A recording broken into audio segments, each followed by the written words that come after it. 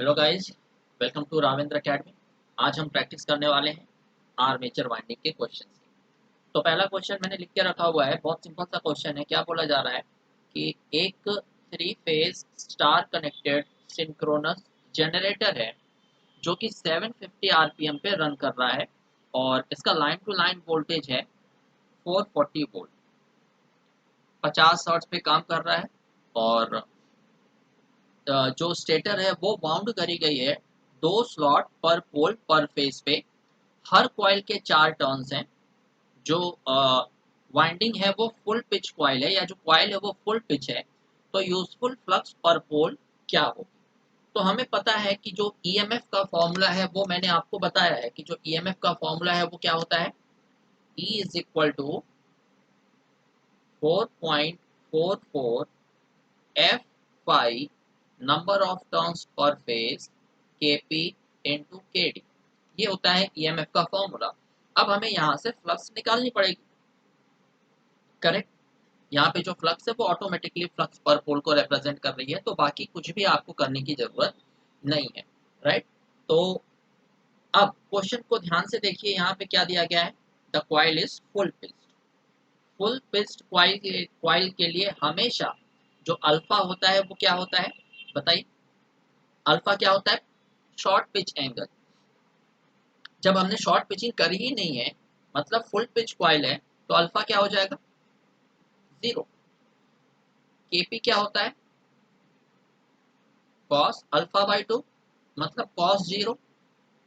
Cos 0 होता है 1। तो फुल पिच क्वाइल के लिए जो पिच फैक्टर है वो हमेशा 1 होता है। इसको बार बार याद, मतलब कोई भी क्वेश्चन आप लगा रहे हो तो बार बार इसे डिराइव मत करिएगा, डायरेक्टली यूज करिए, क्योंकि एक बार मैंने आपको बता दिया। फॉर फुल पिच्ड क्वाइल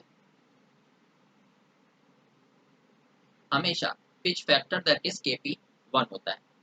हमें ईएमएफ दिया गया है कितना? 440 volt line to line. But ये क्या है? ये है फेज, राइट। तो हमें क्या करना पड़ेगा? लाइन को फेज में कन्वर्ट करना पड़ेगा।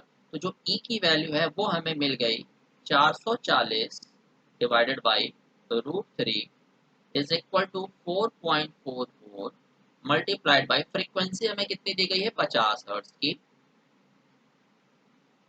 फ्लक्स हमें निकालना है, नंबर ऑफ टर्न पर फेज निकालना है, केपी 1 हो गया, और केडी निकालना है। हमें 3 चीजें निकालनी है, सॉरी 2 ही चीजें निकालनी है, that is number of turns per phase और डिस्ट्रीब्यूशन फैक्टर।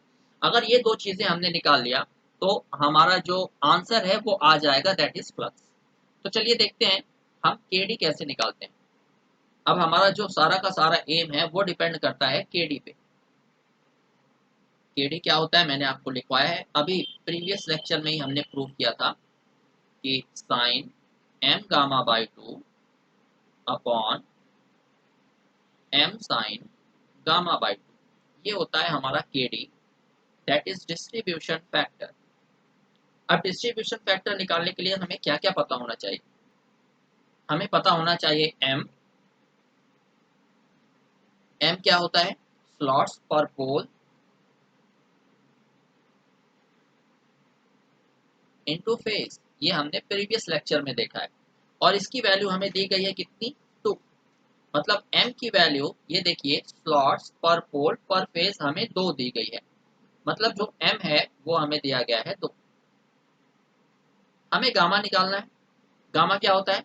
एक स्लॉट कितना एंगल बनाएगा? Angle made by 1 slot. तो गामा क्या होता है? Pole into 180 divided by number of slots, right. तो हमें पोल नहीं पता, स्लॉट हम निकाल सकते हैं। हमें पोल नहीं पता, तो पोल हम कैसे निकालेंगे? N S is equal to 120 F by P. तो N S is equal to 120 F by P, right. तो 120 इंटू फ्रीक्वेंसी हमें कितनी दी गई है? आई थिंक 50 दी गई है। और कितने स्पीड पे ऑपरेट कर रहा है ये? 750 है शायद, 750 आरपीएम। तो एन एस हमें दिया गया है 750 आरपीएम। तो हम यहाँ से पोल्स निकाल सकते हैं। तो यहाँ से पोल हो जाएगा, NS आ जाएगा 750। तो नंबर ऑफ पोल्स हमें मिल जाएंगे 8। तो यहाँ से हम गामा निकाल सकते हैं। अब पोल्स कितने हैं हमारे पास, 8 इंटू 180 डिवाइडेड बाई, स्लॉट्स भी हमें नहीं पता है अभी, तो स्लॉट्स भी निकालना है। तो इस फॉर्मूले से हम स्लॉट निकाल सकते हैं। एम हमें पता है क्या है, 2 स्लॉट्स हमें निकालना है। पोल हमने निकाला अभी 8, फेजेस हैं 3, तो 3 इंटू 8 इंटू 2 हमें मिल जाएंगे स्लॉट्स। तो नंबर ऑफ स्लॉट्स आ जाएंगे 48। तो स्लॉट्स हमें मिल गए 48। तो हम यहाँ से गामा निकाल सकते हैं। गामा क्या होता है, एक स्लॉट कितना एंगल बनाएगा, तो ये गामा हमें जब इसे सॉल्व करेंगे तो हमें मिल जाएगा 30 डिग्री। मतलब अब हमें m की वैल्यू भी पता है, दैट इज 2, गामा की वैल्यू भी पता है, दैट इज 30 डिग्री। तो हम डिस्ट्रीब्यूशन फैक्टर निकाल सकते हैं, KD। KD क्या हो जाएगा, साइन m गामा बाई 2, मतलब 2 इंटू गामा, गामा हो जाएगा 30 डिवाइडेड बाई 2, और 2 साइन 30 बाई 2। यहाँ से हम क्या निकाल सकते हैं गाइस, डिस्ट्रीब्यूशन फैक्टर। तो जब आप इसे सॉल्व करोगे तो डिस्ट्रीब्यूशन फैक्टर आपको मिल जाना चाहिए 0.965। करेक्ट। हमें KD भी मिल चुका है, KD हमने निकाल लिया कितना, 0.965। तो ये आ गया 0.965। अब हमें सिर्फ और सिर्फ number of turns per phase निकालना है। अगर हमने number of turns per phase निकाल लिया तो हमारा आंसर आ जाएगा। तो नंबर ऑफ टर्न्स निकालने के लिए जो कॉन्सेप्ट है वो देख लीजिए, हर क्वेश्चन में काम आएगा। अब हमें यहाँ पे ये नहीं दिया गया है कि जो कॉइल है वो सिंगल टर्न है या डबल टर्न है, राइट। तो सिंगल टर्न कॉइल के लिए क्या होता है, एक स्लॉट के लिए हमेशा, सॉरी, एक कॉइल के लिए हमेशा 2 स्लॉट की जरूरत पड़ती है, राइट। तो अगर नहीं दिया गया है तो हम हमेशा सिंगल लेयर वाइंडिंग एज्यूम करेंगे। तो एज्यूम सिंगल लेयर वाइंडिंग।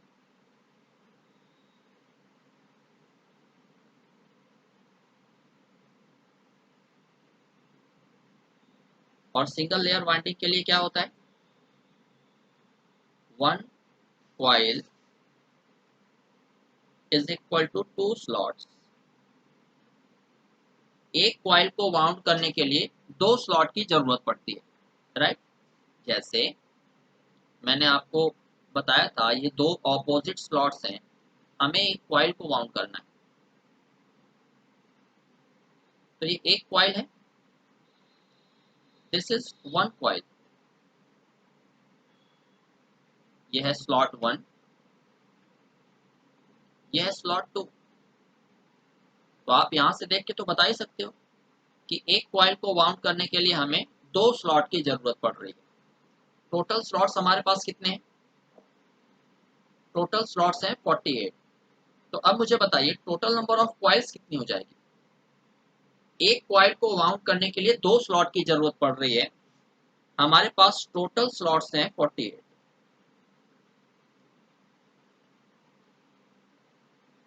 तो टोटल कॉइल्स कितनी हो जाएंगी, 48 बाई 2,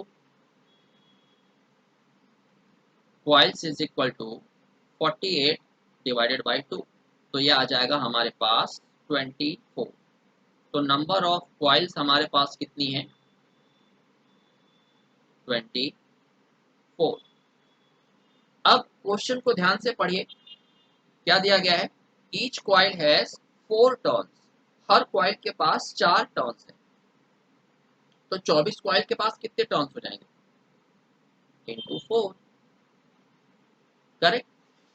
तो हमें ये मिल चुका है कितना, नंबर ऑफ टर्न्स। बट हमें चाहिए क्या, आप अगर ईएमएफ इक्वेशन को ध्यान से देखोगे तो वहां पे नंबर ऑफ टर्न पर फेज दिया रहता है, मतलब ये टोटल नंबर ऑफ टर्न्स है, हमें चाहिए पर फेज। टोटल हमारे पास फेज है 3, तो पर फेज हो जाएगा डिवाइड बाई 3। तो ये हमें मिल जाएगा 32 number of turns. N phase is equal to 32। फिर से हम ईएमएफ देख लेते हैं इक्वेशन। ईएमएफ इक्वेशन क्या होता है, 4.44 फ्रीक्वेंसी, फ्लक्स पर पोल, टर्न पर phase, pitch factor, distribution factor. EMF हमें क्वेश्चन में दिया गया है कितना, 400 लाइन टू लाइन, ये फेज में होता है। तो 440 डिवाइडेड बाई √3, 440 दिया गया है ईएमएफ। यहाँ से मिल जाएगा आपको 4.44। फ्रीक्वेंसी आपको दी गई है आई थिंक 50 हर्ट्ज। फ्लक्स हमें निकालना है, नंबर ऑफ टर्न पर फेज हमने निकाला 32, फुल पिच कॉइल है मतलब KP1। KD की वैल्यू हमने कितना निकाला था अभी, KD की वैल्यू हमने निकाला था 0.965, 0.965, राइट। तो यहाँ पे वैल्यू पुट करिए 0.965। सिर्फ आपको फ्लक्स चाहिए, फ्लक्स आपको मिल गया। फ्लक्स क्या हो जाएगा, 37 मिली वेबर। बहुत आसान। दूसरा क्वेश्चन करते हैं, सेकेंड क्वेश्चन करते हैं, राइट। तो चलिए सेकेंड क्वेश्चन में आपको लिख देता हूँ। चलिए गाइस, तो ये दूसरा क्वेश्चन आप लोगों के सामने है। क्वेश्चन क्या बोला जा रहा है, अब ये क्वेश्चन बहुत आसान रहेगा आपको, क्योंकि एक क्वेश्चन का जो कॉन्सेप्ट है वो हम ऑलरेडी कर चुके हैं। क्या बोला जा रहा है, 4 पोल 50 हर्ट्ज सिंक्रोनस जनरेटर है जिसमें 48 स्लॉट्स हैं, डबल लेयर वाइंडिंग यूज करी गई है। देखिए इसमें स्पेसिफाई किया है इसने कि हमने डबल लेयर वाइंडिंग यूज किया है। अब इसके पीछे का क्या कॉन्सेप्ट है मैं अभी बताता हूँ। हर कॉइल के 10 टर्न्स हैं, शॉर्ट पिच हमने किया है 36 डिग्री इलेक्ट्रिकल से, फ्लक्स पर पोल हमें दिया गया है 0.025 weber, line to line induced EMF for 3 phase star connection is approx. हमसे पूछा क्या जा रहा है, ईएमएफ। तो हम जानते हैं फेज ईएमएफ का फॉर्मूला 4.44 फ्रीक्वेंसी, फ्लक्स, टर्न पर फेज, KP इंटू KD। सब कुछ निकाल के इक्वेशन फर्स्ट में रख दीजिए, आपका फेज ईएमएफ आ जाएगा। बट हमें लाइन टू लाइन पूछा गया है, तो लास्ट में √3 से मल्टीप्लाई हम कर देंगे क्योंकि स्टार कनेक्शन है, आपका आंसर आ जाएगा। तो सबसे पहले हम निकालते हैं गाइस KP। KP मैंने आपको बताया क्या होता है, cos अल्फा बाई 2। अल्फा क्या होता है, शॉर्ट पिच एंगल। तो शॉर्ट पिच एंगल हमें क्वेश्चन में दिया गया है 36 डिग्री, राइट। तो 36 डिग्री cos 36/2, तो KP हमें मिल जाएगा cos 18। cos 18 जब आप कैलकुलेट करोगे तो आपको मिल जाएगा 0.951। तो पिच फैक्टर हमने निकाल लिया है 0.951। अब हमें क्या निकालना है, हमें निकालना है डिस्ट्रीब्यूशन फैक्टर KD। KD हमने अभी पिछले लेक्चर में प्रूफ किया था, sine m gamma by 2 upon m sine gamma by 2। अब हमें m और गामा की वैल्यू निकाल के इसमें पुट कर देना है। m क्या होता है, स्लॉट्स पर पोल इनटू फेज। तो m is equal to, slots हमें क्वेश्चन में दिया गया है 48, पोल्स कितने हैं 4, फेज है 3, हमें ये मिल जाएगा 4। मतलब m की वैल्यू हमें मिल चुकी है 4। गामा हमें चाहिए, गामा क्या होता है, slots angle made by one slot. Formula क्या करवाया था मैंने, pole into 180 divided by slot. Poles हमें दिए गए हैं 4, तो 180, स्लॉट्स हमें दिए गए हैं 48, तो गामा हो जाएगा 15 डिग्री।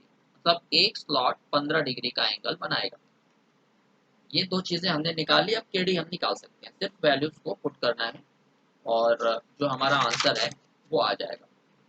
तो KD क्या हो जाएगा, साइन m गामा, m हमें दिया गया है 4, गामा दिया गया है 15 डिवाइडेड बाई 2, m दिया गया है हमारे पास 4 साइन 15/2। तो जब आप इसे सॉल्व करोगे तो आपको KD की वैल्यू मिल जाएगी 0.957।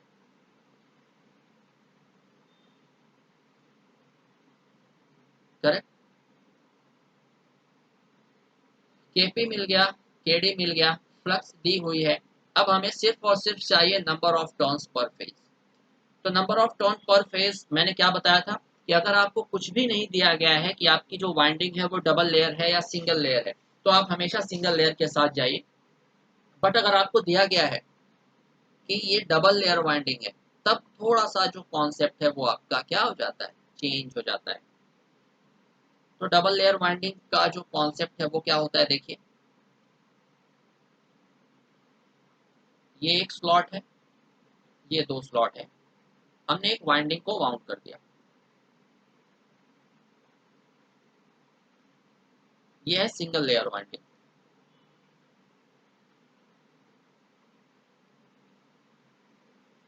कैसे सिंगल लेयर वाइंडिंग, एक ही लेयर है वाइंडिंग की, लाल वाली आपको दिख रही है, और दो स्लॉट हमने यूज किया है। मतलब सिंगल लेयर वाइंडिंग में एक कॉइल को वाउंड करने के लिए दो स्लॉट की जरूरत पड़ती है, तो one coil is equal to two slot. अब बात कर लेते हैं डबल लेयर वाइंडिंग।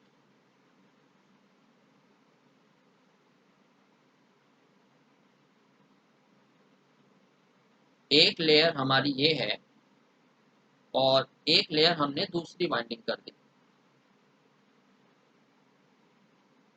ये दो लेयर हमने वाइंडिंग की कर दी है। तो इसमें बताइए हमारे पास कितनी कॉइल्स हैं, दो कॉइल्स हैं, एक लाल वाली और एक नीली वाली। दो लेयर हो गई ना, डबल लेयर इसीलिए तो बोला जाता है। टू कॉइल्स, स्लॉट्स कितने हैं, स्लॉट वन, स्लॉट टू। मतलब डबल लेयर वाइंडिंग में क्या हो रहा है, ये हमारी डबल लेयर वाइंडिंग है।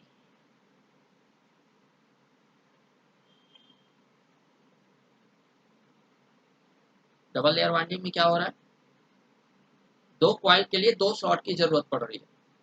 मतलब नंबर ऑफ कॉइल्स बराबर नंबर ऑफ स्लॉट्स। यहाँ पे क्या हो रहा था, यहाँ पे क्या हो रहा था, number of coils is equal to half of the number of slot. यहाँ पे number of coil is equal to number of slot. इस क्वेश्चन में डबल लेयर वाइंडिंग दिया गया है, तो जो नंबर ऑफ कॉइल्स होगी वो नंबर ऑफ स्लॉट्स के बराबर होगी। तो नंबर ऑफ कॉइल्स कितनी दी गई है क्वेश्चन में, मुझे भूल चुका है, तो क्वेश्चन देखते हैं। Number of coils, sorry number of slots है 48, तो नंबर ऑफ जो कॉइल्स है वो आ जाएगी 48। अब एक और चीज क्वेश्चन में दी गई है कि हर कॉइल के पास 10 नंबर ऑफ टर्न्स है, each coil has 10 number of turns. हमारे पास टोटल कॉइल्स कितनी है 48, और हर कॉइल के पास 10 नंबर ऑफ टर्न्स है, तो टोटल टर्न्स कितने हो जाएंगे, 48 डिवाइडेड बाई क्या बताइए, सॉरी मल्टीप्लाइड बाई 10, यह आ जाएगा 480। तो टोटल नंबर ऑफ टर्न्स हमारे पास आ गया 480। बट हमारा जो इक्वेशन है उसमें नंबर ऑफ टर्न पर फेज यूज करते हैं, तीन फेज हैं, टोटल टर्न्स हैं 480, तो एक फेज में 480 डिवाइडेड बाई 3, सिंपल मैथ्स है, राइट। सो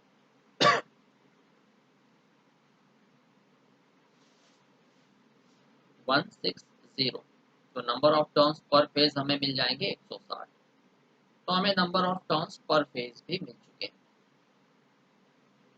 तो हमारे पास ईएमएफ का फॉर्मूला क्या था, याद करिए, phase EMF is equal to 4.44 frequency flux number of turn per phase kp into kd।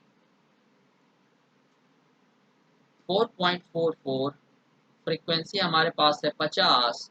Question में जो फ्लक्स है वो दिया गया है 0.025, नंबर ऑफ टर्न पर फेज हमने निकाला 160, केपी हमने कितना निकाला था 0.951, और केडी हमने निकाला था 0.957। तो जब आप इसे सॉल्व करोगे तो आपको मिल जाएगा phase EMF is equal to 808 volt. But question अगर आप ध्यान से देखते हो तो आपसे बोला जा रहा है कि भैया आपको लाइन ईएमएफ निकालना है, फेज ईएमएफ नहीं निकालना है, line to line induced EMF निकालना है। तो ये सबसे बड़ी गलती बच्चे करते हैं कि डायरेक्ट हमारे पास आंसर क्या आया 808, राइट, और हम 808 लिख के चले आते हैं, बट हमें निकालना है लाइन टू लाइन। तो स्टार के लिए लाइन टू लाइन होता है √3 टाइम्स ऑफ फेज, तो √3 इंटू 808, तो हमारे पास जो फाइनल आंसर आ जाएगा वो आ जाएगा 1400 वोल्ट।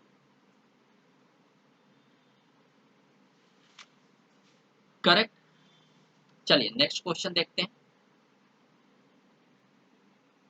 तो नेक्स्ट क्वेश्चन हमारे लिए क्या दिया गया है कि आपको फिफ्थ हार्मोनिक कंपोनेंट निकालना है फेज ईएमएफ का, जो ऊपर क्वेश्चन दिया था उसके लिए। तो फिफ्थ हार्मोनिक ईएमएफ के लिए हमारा जो पिच फैक्टर है वो भी क्या हो जाएगा 5 टाइम्स, मतलब kp5। तो कॉस, सिंपली अगर हम पिच फैक्टर निकालते हैं तो क्या होता है कॉस अल्फा बाई 2। तो हम फिफ्थ हार्मोनिक के लिए निकालेंगे तो ये हो जाएगा 5 अल्फा बाई 2, राइट। ऊपर वाले क्वेश्चन में अल्फा था 36, कॉस 5 × 36/2, ये हो जाएगा कॉस 90। कॉस 90 है 0, तो kp5 इज इक्वल टू 0। तो kp हमेशा जो पिच फैक्टर है हमेशा ईएमएफ में मल्टीप्लाई होता है, तो 0 का मल्टीप्लाई करेंगे तो पूरा ईएमएफ हमें क्या मिल जाएगा 0। मतलब fifth harmonic component of EMF क्या हो जाएगा 0। चलिए चलते हैं फोर्थ क्वेश्चन की तरफ। तो गाइस जो फोर्थ क्वेश्चन आप लोगों के लिए दिया गया है वो है कि जो डिस्ट्रीब्यूशन फैक्टर आपको निकालना है 36 स्टेटर स्लॉट 3 फेज 8 पोल वाइंडिंग के लिए, जिसका फेज स्प्रेड आपको दिया गया है 120 डिग्री। तो याद करिए, इससे पहले वाले लेक्चर में मैंने आपको क्या बताया था, फेज स्प्रेड क्या होता है, भूलिएगा मत। नोट्स चेक करिए, मैंने आपको बोला था कि नोट्स आप साथ साथ बनाते हुए चलिए। तो फेज स्प्रेड 120 डिग्री है, तो फेज स्प्रेड, इसीलिए मैं बोलता हूं कि हमेशा जो डेरिवेशन है वो ज़्यादा इंपॉर्टेंट होता है। फेज स्प्रेड एम गामा मैंने कराया था, मतलब एम गामा की वैल्यू हमें दी गई है 120 डिग्री। करेक्ट, यहाँ तक आई होप आपको क्लियर होगा। तो गामा क्या होता है, angle made by one slot, तो पोल इंटू 180 डिवाइडेड बाय स्लॉट, यही तो होता है गामा। पोल हमें दिया गया है 8, 180, स्लॉट्स हमें दिए गए हैं 36, तो गामा क्या हो जाएगा 40 डिग्री, मतलब एक स्लॉट 40 डिग्री का एंगल बनाएगा। तो यहाँ से हम एम निकाल सकते हैं। एम क्या होगा 120 degree divided by gamma. Gamma हमने निकाला है 40 डिग्री, तो एम की वैल्यू हमें मिल जाएगी 3। एम होता है फेज बेल्ट, स्लॉट पर पोल पर फेज। हमें डिस्ट्रीब्यूशन फैक्टर निकालना है। डिस्ट्रीब्यूशन फैक्टर क्या होता है याद करिए, K D is equal to sine M gamma by 2 upon M sine gamma by 2। हमारे पास एम भी है गामा भी है, तो के डी इज इक्वल टू हो जाएगा साइन 3 × 40/2 डिवाइडेड बाई 3 साइन 40/2।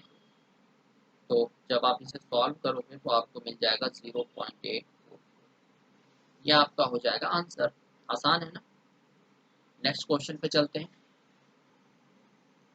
तो गाइस फिफ्थ क्वेश्चन हमें क्या दिया गया है कि एक 3 फेज 50 हर्ट्ज 10 पोल अल्टरनेटर है जिसमें 90 स्लॉट्स हैं, स्टार कनेक्टेड वाइंडिंग है, जनरेटेड ईएमएफ 11 केवी। जो भी ईएमएफ दिया होता है वो लाइन में होता है और ये वेल नोन है, याद रखिएगा।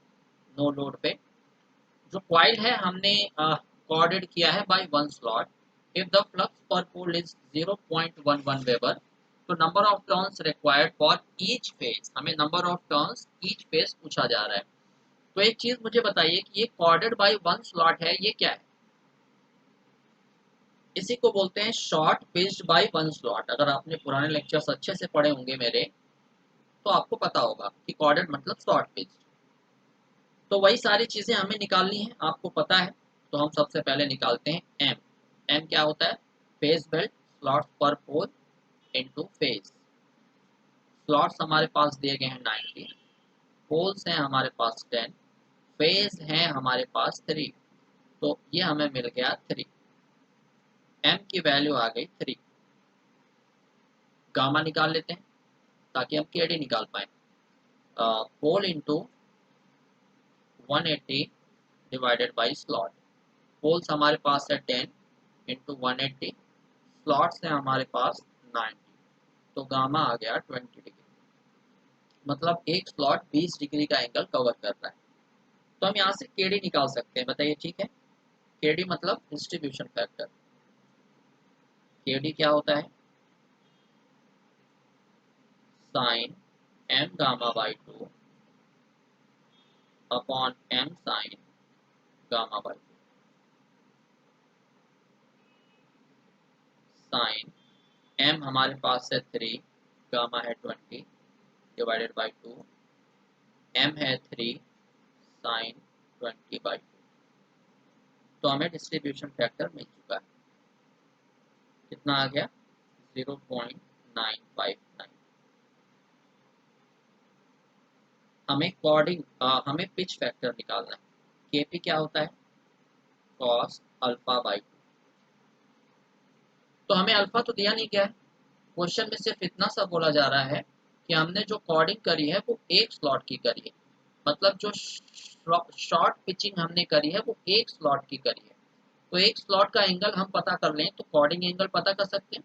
तो एक स्लॉट का एंगल 20 डिग्री है, तो अल्फा इज इक्वल टू 20 हो जाएगा।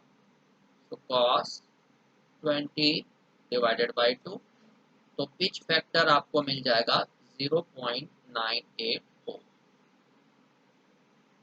करेक्ट। अब हमें लाइन टू लाइन वोल्टेज दिया गया है 11 केवी। तो फेज वोल्टेज कितना हो जाएगा?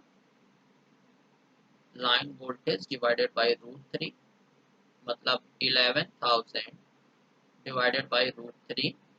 तो फेज वोल्टेज हमें मिल जाएगा 635 वोल्ट। वी फेज हमें मिल चुका है 6351 वोल्ट। हमें टर्न पर फेज निकालना है। जो फ्लक्स है हमें क्वेश्चन में कितनी दी गई है? 0.11 वेबर। सब कुछ हमें मिल चुका है। फॉर्मूला क्या होता है ईएमएफ का? फेज ईएमएफ का फॉर्मूला होता है 4.44 एफ पाई एन पर फेज केपी केडी। वैल्यूज तो पुट करनी है सिर्फ हमें। ई फेज हमने निकाला है, या वी फेज एक ही बात है, ओपन सर्किट की बात हो रही है।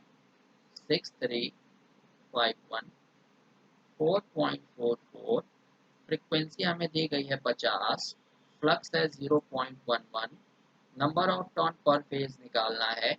केपी हमें दिया गया है 0.984, केडी दिया गया है 0.959। तो नंबर ऑफ टर्न पर फेज हमें मिल जाएगा 275.5। अगर टोटल नंबर ऑफ टर्न्स पूछे तो कैसे करोगे आप?